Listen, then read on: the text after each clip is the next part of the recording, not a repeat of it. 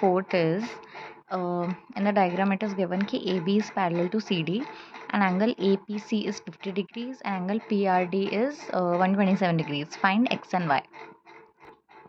Now to find X and Y, what we can see is angle APC and angle PQR. Angle APC, angle APC, angle APQ actually, angle APQ and angle PQR are both alternate interior angles.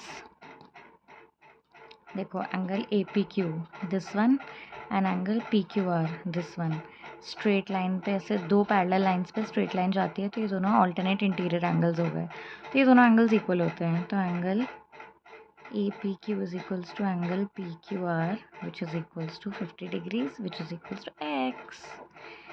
Angle APQ given है 50 degree और angle PQR में निकालना है जो कि X है, तो वो 50 डिग्रीज आ गया. नाउ सिमिलरली आप देख सकते हो एंगल APQ और एंगल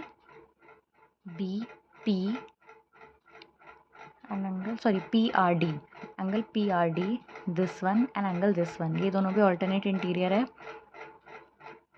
एंगल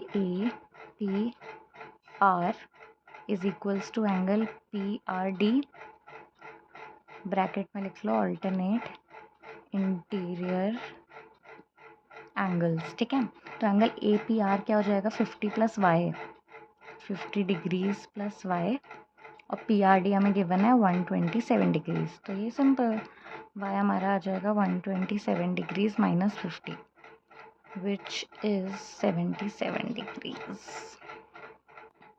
अब हमारा क्वेश्चन 5th गिवन है. In figure PQ and RS are two mirrors placed parallel to each other. दो मिरर है वो एक दूसरे के पैरेलल है. ठीक है, तो मतलब PQ is parallel to RS ये गिवन है. PQ is parallel to RS. उसके बाद an incident ray AB strikes the mirror PQ at point B and then reflects back B पे चलते हुए C पे RS पे हिट हुई at point C and then again CD पे वो back along reflect हो गई. अब हमें प्रूफ क्या करना है? टू प्रूव कि जो हमारा AB है वो हमारा CD के पैरेलल है. ठीक है, अब हम इसे कैसे करेंगे? सबसे पहले तो हमें इसमें कुछ ड्राइंग बनानी पड़ेगी. देखो, अब एक लाइन ड्रॉ करो यहाँ से और यहाँ से. इसको नाम दे दो तुम BE, इसको नाम दे दो तुम CF. अब हम लिखेंगे कि ड्रॉ टू लाइंस, और एक हमारी होगी BE और एक हमारी होगी CF फ्रॉम BE फ्रॉम हमारी PQ नहीं BE such that BE is perpendicular to PQ. ठीक है, मतलब ये दोनों एंगल हमारे ये से परपेंडिकुलर ही कट कर रहा है, मतलब ये हमारे दोनों एंगल्स इक्वल है. ठीक है, नो नॉट इक्वल है, ये प्रूफ नहीं करता. ये प्रूफ कर रहा है कि हाँ ये 90 डिग्री पे कट कर रहा है. दिस इज 90 डिग्री, ये उसको बाइसेक्ट कर रहा है. ठीक है, सिमिलरली जो हमारा CF है इज परपेंडिकुलर ऑन हमारा RS. ठीक है, मतलब ऐसे 90 डिग्री. यहाँ पे दो एंगल्स बना रहे हैं. इन एंगल को नाम देना है 1 2 3 4. ठीक है, डन. अब देखो, अब हमने साइंस में पढ़ा है,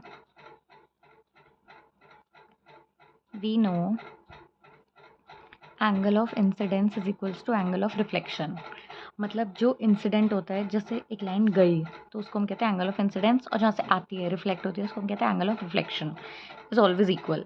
तो एंगल 1 एंगल 2 के इक्वल हो गया, एंगल 3 एंगल 4 के इक्वल हो गया. ठीक है, बाय दिस लॉजिक कि एंगल ऑफ इंसिडेंस हमेशा एंगल ऑफ रिफ्लेक्शन के इक्वल होता है by the law of reflection. अब वी ऑल्सो नो कि जो ऑल्टरनेट एंगल्स बनते हैं वो भी इक्वल होते हैं.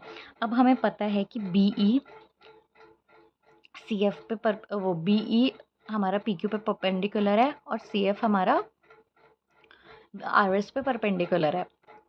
तो ये दोनों हमारे परपेंडिकुलर लाइंस है मीन्स ये दोनों एकदम स्ट्रेट लाइंस है, तो हम ये कह सकते हैं कि बी ई और सी एफ दो स्ट्रेट लाइंस पैरेलल लाइंस है और ये बी सी इन्हें ट्रांसवर्सल कट कर रही है. So for B E perpendicular C F we have transversal B C. ठीक है, बी सी लाइन ट्रांसवर्सल करिए. अब आपको दिख रहा होगा ऑल्टरनेट इंटीरियर एंगल क्या है, 2 और 3. तो angle 2 is equals to angle 3 हो जाएगा बाय ऑल्टरनेट इंटीरियर एंगल्स. ठीक है, angle 2 is equals to angle 3 हो जाएगा. अब एंगल 2 और एंगल 3 इक्वल है, तो विच मीन्स ये यहाँ पे हमने क्या बोला था, एंगल 1 एंगल 2 के इक्वल है. तो angle 1 plus angle 2 is equals to angle 3 plus angle 4, ये भी इक्वल हो जाएंगे. अब इसको हम क्या लिख सकते हैं, angle 1 plus angle 2 A B C, angle A B C, और ये क्या हो जाएगा हमारा एंगल बी सी डी. तो मतलब हमारा angle A B C is equal to angle B C D हो गया, which means A B C और बी सी डी इक्वल हो गए. तो मतलब ये दोनों एंगल इक्वल हुए. कब ये दोनों एंगल इक्वल होंगे ऑल्टरनेट इंटीरियर, जब ए भी हमारा सी डी के पैरेलल होगा.